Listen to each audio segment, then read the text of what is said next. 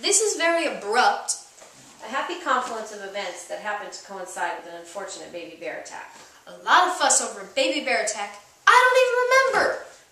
Be glad you don't remember. It ravaged you and tossed your naked body into the shrubs, and that baby bear is still out there. We didn't have to leave town. It's not like it was going to follow me home. Not right away, but wait 29 days. What happens in 29 days? That's about how long it takes a baby bear to regroup. I didn't get to say goodbye to anybody. Moving away is a form of goodbye. Did Grandpa try to eat somebody? That why we had to leave? No, not Grandpa. Watch yourself. If I see any dead hobos, I'll earn my fingerprinting merit badge and find their families. Oh, honey, they're hobos. They don't have families. Grandpa said I had a condition.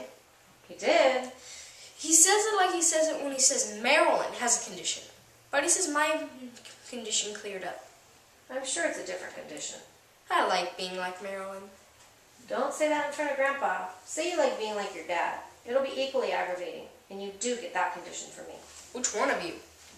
This one of me. Your heart feels funny. That's how I know who I am when I'm made of so many different people.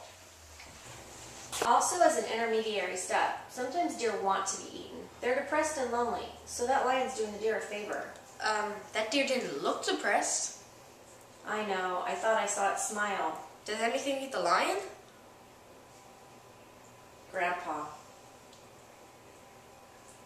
It's nature. I think something's wrong with Grandpa. He took off all of his clothes and then he ate a lion. You weren't at the zoo, were you? The forest. Grandpa and Marilyn were teaching me about the circle of life in suicidal deer. Circle of life is a violent shape. It is when Grandpa's drawing it. Your grandpa's just trying to help you understand there's an order to life so you don't hate the baby bears when they attack. I don't hate that baby bear. He was probably hungry and confused. That's exactly right. That baby bear was so confused it couldn't possibly know what it was doing. I mean, it's not like it walked into a populated area. Which reminds me, if Grandpa's gonna start eating people again, don't you think we should warn the neighbors? What makes you think Grandpa's going to start eating people? What makes you think he's not? Because he's your grandfather. Marilyn told you. No, Grandpa told me when he ate the lion. I think he wanted me to see him eat that lion so I could get used to him eating something big. The thing Grandpa wants you to see about the circle of life is, as a monster, he's standing outside of it. As a monster? Well, as a monster, our duty in nature is to eat, not be eaten. Unless you have a condition. Like Marilyn. Like me. Unless you have a condition. You wouldn't eat anybody, would you, Mom? There's a difference between being a monster and being a monster. Would you? It would be natural if I did.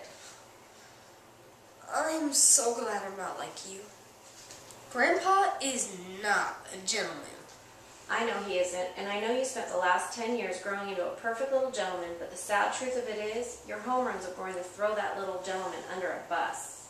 Do you mean puberty? And then some. I know about embarrassing dreams and growing hair in strange places. What about growing hair everywhere? Where else does it grow? There was no baby bear. What was it? You.